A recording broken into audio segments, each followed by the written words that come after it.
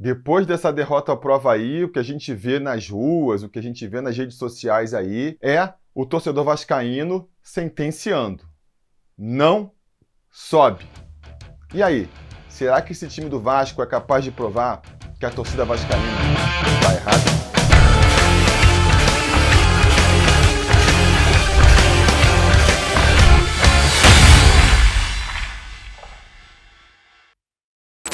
Fala, torcida vascaína, Felipe Tiru de volta na área com mais um Sobre Vasco AV, o seu podcast aqui do Atenção Vascaínos. Então, se você está assistindo a gente pelo YouTube, pelo nosso canal do AV+, saiba que você também pode consumir nosso programa no seu agregador de podcasts preferido. É só procurar lá por Atenção Vascaínos, o AVcast, e aí assistir a gente, escutar a gente enquanto lava a louça, enquanto vai na academia, enquanto tá indo pro trabalho. Aí você já aproveita, se inscreve no canal, deixa o like no nosso vídeo, liga o sininho de notificações para ser avisado sempre que tiver vídeo novo por ali. Além do nosso podcast, tem muito mais conteúdo no AV+, e no nosso canal principal, o Atenção Vascaínos. E aproveita também para seguir a gente nas outras redes sociais, é só procurar pelo @avascaínos. E bora falar sobre Vasco, bora falar sobre a situação complicadíssima em que o nosso clube se meteu depois de mais uma derrota na Série B.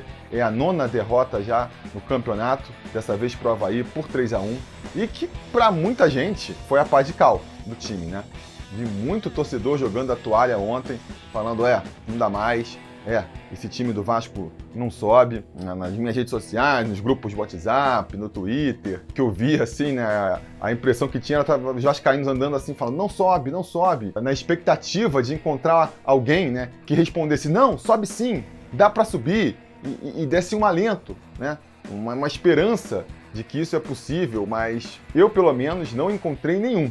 Se você aí que está assistindo a gente agora, que está ouvindo o nosso podcast, é um torcedor vascaíno que ainda tem aí a convicção de que o Vasco consegue subir sim, diz aí nos comentários, manda uma mensagem pra gente explicando da onde vem essa esperança, porque tá difícil. Tá difícil. Para onde se olhe, da perspectiva que se olhe, tá difícil de você imaginar uma reação para esse time do Vasco, né? Do ponto de vista da matemática ali, das estatísticas, a ladeira ficou íngreme pra caramba. O Vasco, se a gente for projetar ali aquela pontuação final de 64, 65 pontos, ficou muito difícil, né? Para atingir 64 pontos, a gente está falando aí de um aproveitamento nessas 15 rodadas finais de mais de 70%. Aproveitamento de mais de 70% é aproveitamento de time campeão. E o time do Vasco, pelo que apresenta em campo, está longe de ser um time campeão, né? A gente tá falando aí de 11 vitórias nos próximos 15 jogos para chegar ali a 65 pontos, né? Poderia ser 10 vitórias e mais 2 empates. Difícil de imaginar, né? A gente... vamos então diminuir um pouco aqui a expectativa, né? Em vez de ser 11 vitórias, vamos falar em 10 vitórias. O Vasco chegaria a 62 pontos. Já é...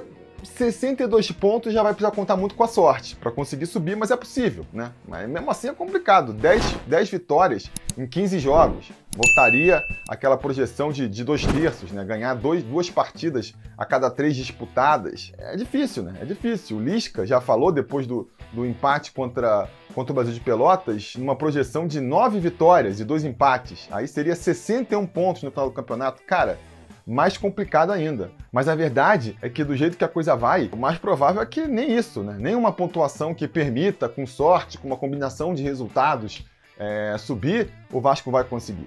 O aproveitamento do Vasco agora é de menos 50%. O aproveitamento do Vasco até aqui no campeonato é de 46%. Vamos supor que atinja ali um aproveitamento de 50% no campeonato. Vai fazer ali 22, 23 pontos. No que falta, vai chegar a 54, 55 pontos. Com 55 pontos, amigo, nem com toda a sorte do mundo o Vasco consegue garantir o acesso. A gente está falando para o Vasco subir, mais uma vez aqui, né, em termos de matemática, de estatística, do Vasco fazer daqui para frente uma coisa que nessas primeiras 23 rodadas do Campeonato Brasileiro o Vasco não fez, né? Ou então fazer igual. Estamos falando aqui de 9 vitórias, a projeção do Lisca são 9 vitórias e 2 empates. Cara, 9 vitórias é que o Vasco conseguiu em 23 rodadas. Agora em 15 vai conseguir o mesmo número de vitórias? É complicado.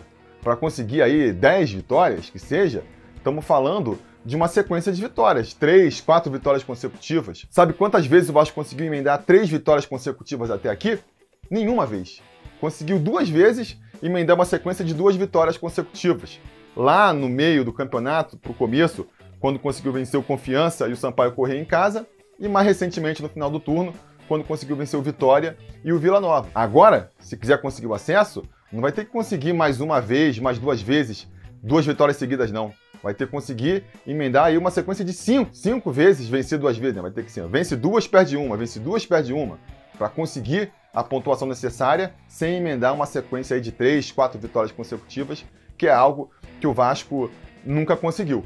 E aí, de novo, né? Essa projeção já é complicada de uma maneira abstrata. A gente pensa lá no começo do campeonato, antes de começar o campeonato, antes do Vasco contratar quem quer que seja, e virar e falar assim, ó, o Vasco vai chegar ali faltando 15 rodadas para o final da competição, precisando ganhar 2 a cada 3 jogos. De repente a gente podia até acreditar, né? Não, mas se o Vasco contratar certo, se o Vasco escolher bem os jogadores, a gente podia até acreditar. Agora, vendo o que esse time está mostrando em campo, um time que não mostra nenhum poder de reação, um time completamente perdido dentro de campo, como é que você vai imaginar? Cara, eu acho que você pega aí a cada 3 jogos, vai vencer 2? Pô, se vencer 1, já parece demais para esse time. É um time que teve todas as chances de reagir no campeonato, já teve quantas finais de campeonato, né? Não, agora vai conseguir. E não reage. A última decepção foi aí o trabalho do Lisca, a aposta no Lisca, né?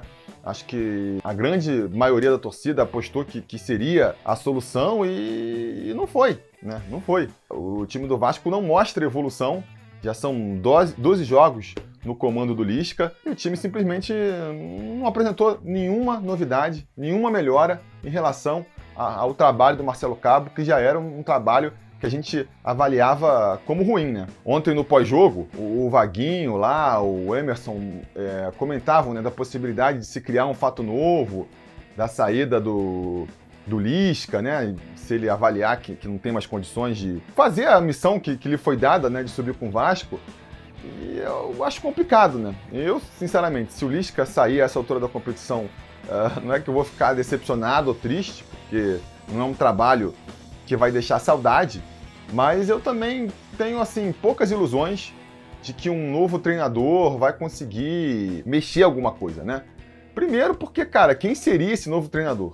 Né? Mesmo considerando que o Lisca peça demissão e não tem aquela limitação da CBF de que não pode contratar, né? Vamos supor que o Vasco pudesse trazer quem ele quisesse. Quem que o Vasco vai trazer, cara? Quem que vai querer, de treinador de renome aí, assumir essa bucha que é pegar o Vasco hoje? Pegar o Vasco aí, muito provavelmente, para fazer parte da campanha que manteve o Vasco pela primeira vez na história na Série B. Qualquer treinador com um mínimo de perspectiva ali, com um mínimo de moral no mercado, fala, obrigado, Vascão, mas eu vou deixar passar essa e vou esperar uma bucha um pouquinho menor para embarcar. Então o Vasco teria, né, com a saída do Lisca, que apostar num treinador desconhecido, um treinador que não tem muita alternativa no mercado, né, e que dificilmente vai conseguir chegar e dar esse choque, né, essa chacoalhada no elenco que a gente pede. Esse treinador, na verdade, era o Lisca. Quando o Vasco trouxe o Lisca, a nossa expectativa era de que o Lisca fosse ser esse treinador que fosse conseguir imprimir um mínimo de padrão tático para o time e que fosse dar aquela chacoalhada motivacional. O Vasco gastou essa cartada. E uma das grandes decepções foi o comportamento do Lisca até aqui. Quando o Vasco demite o Marcelo Cabo para trazer o Lisca, eu avalio que muito mais do que demitir o Cabo porque não dava mais para o Cabo, que qualquer outro treinador serviria, muito mais do que essa posição, a posição do Vasco foi, não, o trabalho do Marcelo Cabo não está satisfatório, a gente tem a possibilidade de trazer o Lisca, é agora ou nunca, né? Porque naquele momento ali o Botafogo também estava sem treinador e estava namorando o Lisca, tinha feito já uma proposta, ia fazer outra, tinha uma proposta do Lisca para sair do país. O Vasco avaliou, cara, ou a gente faz uma proposta pro Lisca agora, ou traz o Lisca agora, ou vai perder essa oportunidade. Porque o Marcelo Cabo, a gente lembra, vivia até seu melhor momento ali, o time mal ou bem vinha conseguindo uma sequência de bons resultados, né? Empate contra os líderes, vencendo dos times de baixo. E o Vasco avaliou, não, beleza, né? O trabalho do Cabo até deu uma melhorada, a gente não confia que ele vai conseguir trazer o time, né, levar o time para o patamar que a gente projetou. Tem o Lisca no mercado, é um treinador que conhece de tática, que tem esse lado motivacional. Vamos trocar e vamos fazer essa aposta no Lisca. E não funcionou. A gente teve aquela ilusão de que, cara, era só mudar o treinador mesmo logo na primeira partida dele, contra o Guarani, ganhamos de 4-1. Mas de lá pra cá, cara, a coisa foi desandando, o time não foi evoluindo. Já são 12 jogos e não mudou nada, né? Não mudou nada. E agora, essa cartada a gente já gastou, de trocar o treinador e trazer um cara motivacional, a gente já perdeu. O Vasco com o Lisca tem até um aproveitamento um pouco melhor do que com o Cabo, mas muito pouca coisa, né? Na prática, nada se moveu, né? Principalmente a gente olhando para campo, a gente não vê um time melhor ofensivamente, melhor defensivamente, mais motivado. A gente não vê nada, né? A gente não vê nada no trabalho do Lisca.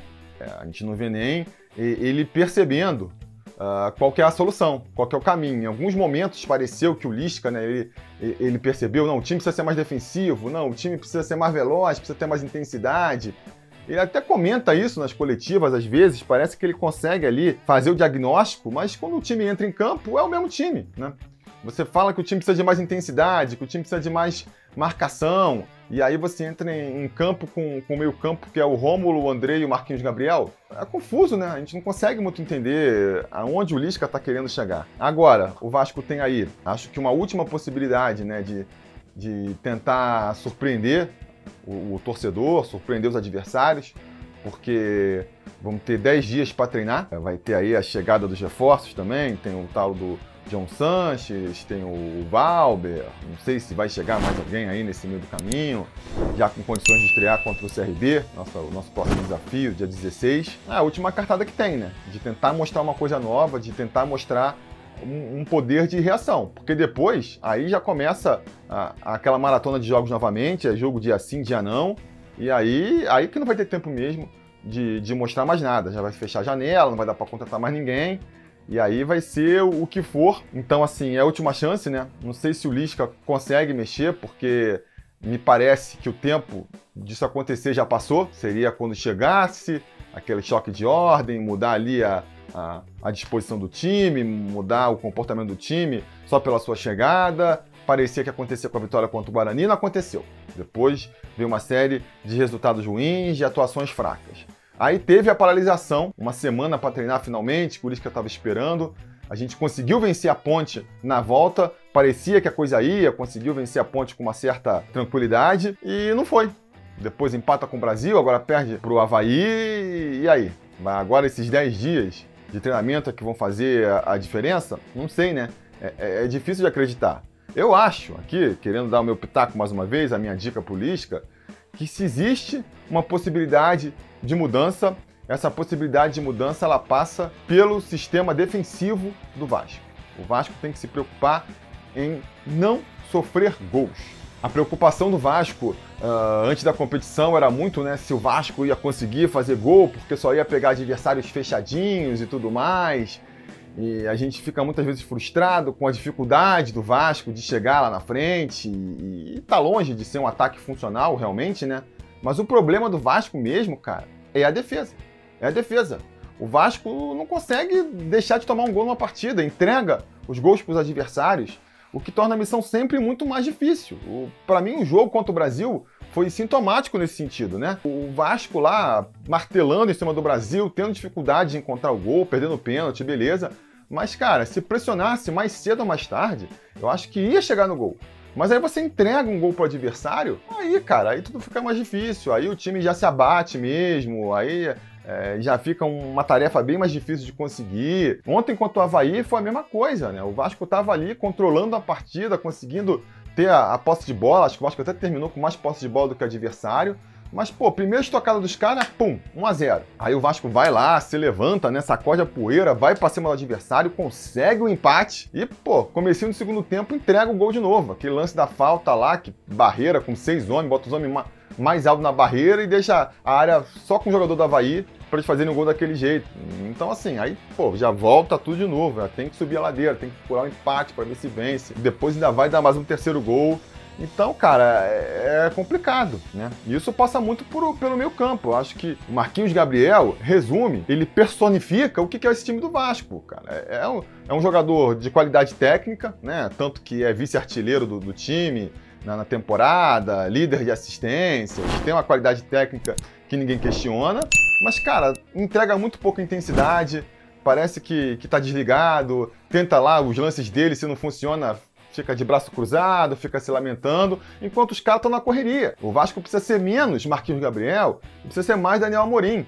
O cara que tentou ali quando entrou, cara, corre, briga pela bola, tenta a jogada, não funciona, não fica se lamentando, já levanta e volta para marcar, nessa consegue roubar a bola do adversário e manter a bola com o Vasco. Acho que a postura do Vasco daqui para frente precisa ser mais essa. Então, assim, a gente até vai tomar um gol ali depois das mudanças do Lisca, mas para mim, quando entrou Daniel Amorim, quando entrou Galarza, quando entrou Caio Lopes, para mim o time ficou com uma postura muito mais interessante do que quando estava com Rômulo, o Andrei, o Marquinhos Gabriel, que aquele ritmo cadenciado, aquela falta de intensidade, né, que faz a gente chegar morosamente ao ataque, quando perde a bola é uma lentidão para voltar marcando, isso que não dá. E se você pega os números, você vê.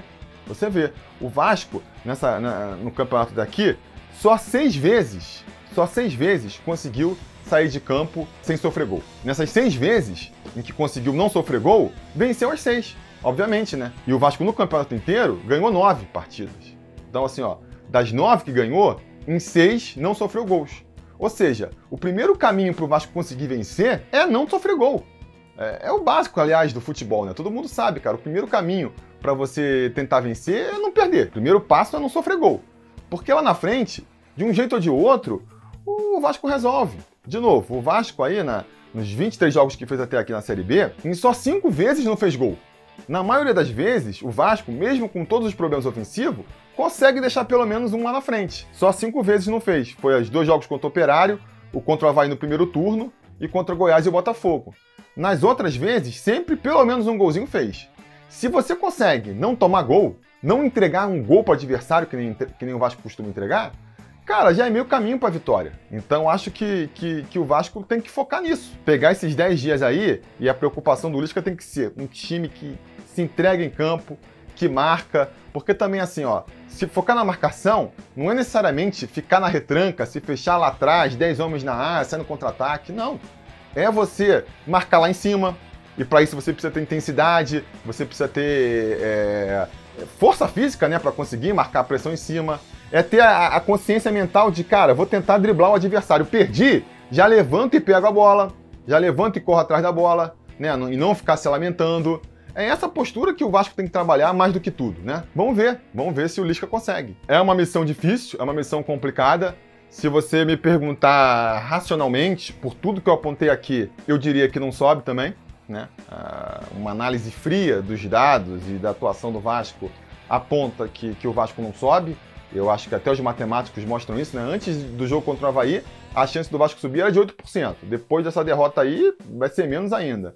Então, é uma missão muito difícil. Sem dúvida, é uma missão muito difícil. Agora, enquanto tiver chance, amigo, o meu lado aqui, torcedor, o coração, vai continuar acreditando, né? Enquanto for ali, se chegar, tem que vencer os 10 jogos que faltam para conseguir, eu vou ficar torcendo, né?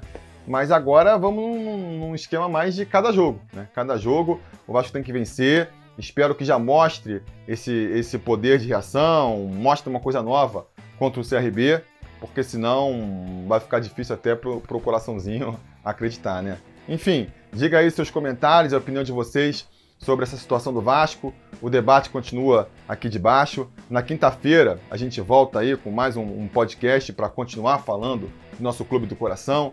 Não sei se mais animado ou mais desmotivado. O noticiário é que vai dizer, né? O que eu espero é poder contar com a audiência de vocês. E até lá, a gente vai se falando.